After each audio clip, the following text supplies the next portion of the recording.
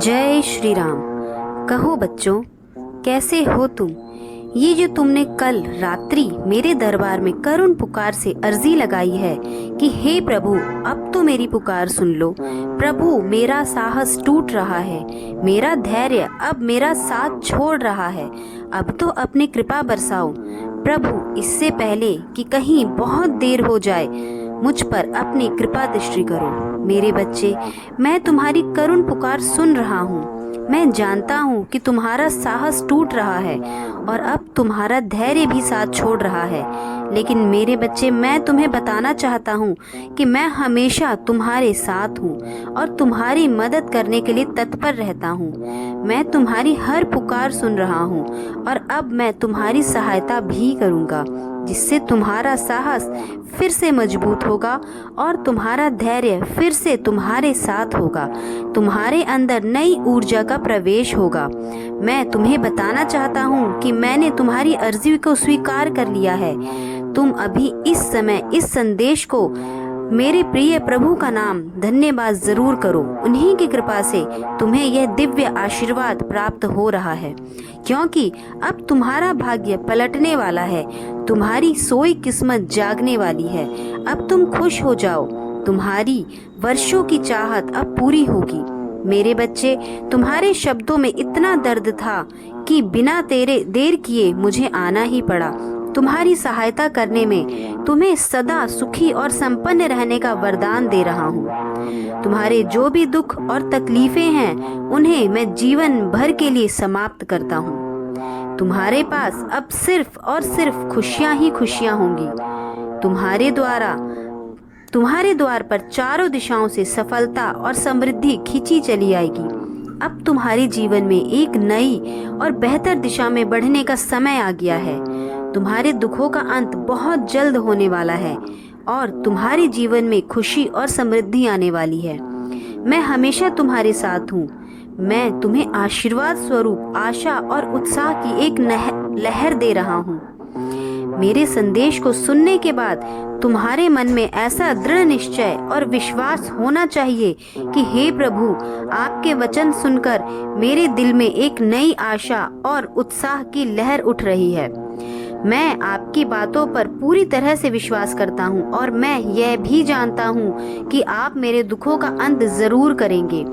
मैं हर एक सांस में आपकी कृपा के लिए बहुत आभारी हूँ। इस जीवन के लिए आभारी हूँ और इस जीवन में मिलने वाली हर चीज के लिए आभारी हूँ। मेरे प्रभु, मैं आपसे वादा करता हूँ कि मैं अपने अंदर और ज्यादा धैर्य रखूंगा, आशा और विश्वास के साथ आपकी कृपा की प्रतीक्षा करूंगा।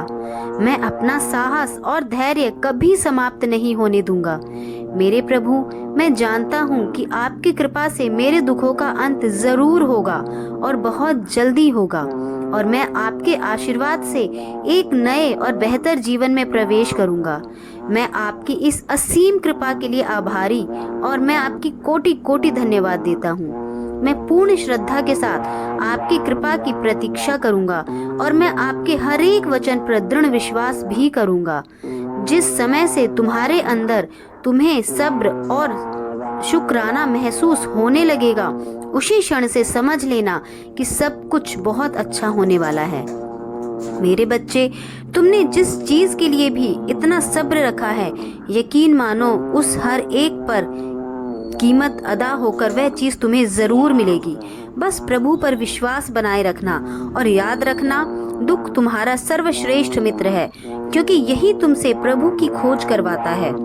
इस संदेश को अपने दिल में संजो कर रखना और इसके अनुसार ही कार्य करना, फिर तुम्हें कामयाब होने से कोई नहीं रोक पाएगा, क्योंकि अब से हर दिन तुम्हारे जीवन में अद्भुत परिवर्तन होंगे।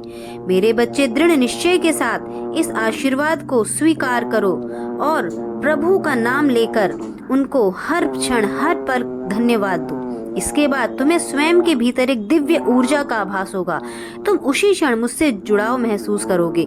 सदा सुखी रहो, खुश रहो, नित प्रतिदिन आगे बढ़ो, यही मेरा तुम्हें आशीर्वाद है। जय श्री राम, जय हनुमान, जय बजरंगबली। बाबा की एक अद्भुत लीला जिसे सुन आपका मन अति प्रसन्न हो जाएगा और यह जान जाएगा कि बाबा कभी भी अपने भक्तों को अकेला नहीं छोड़ते। बाबा हर पल हर क्षण अपने भक्तों के साथ वह उसका हर कष्ट हरने के लिए तैयार रहते हैं। एक दिन की बात है, बाबा अपने एक भक्त के घर रात्रि का भोजन कर रहे थे। समय कुछ 10 साढ़े 10 हो रहा होगा रात के। भक्त ने पूरे हृदय से बाबा की सेवा की। रात्रि के 10 साढ़े 10 बज रहे होंगे। भक्त पूरी तरह से दिन भर के काम से थका हुआ था और अब वह सिर्फ सोना चाहता था। लेकिन तभी एकदम से बाबा ने कहा, हम कैंची जाएंगे। भक्त ने समय देखा, 11 लगभग बज चुके थे। भक्त ने कहा, बाबा रात के 11 बज गए हैं। बाबा ने कहा, तो क्या हुआ, हमें कैंची जाना है। भक्त ने कुछ भी प्रश्न किए, गाड़ी निकाली और बाबा पीछे बैठ गए। भक्त गाड़ी चलाने लगा।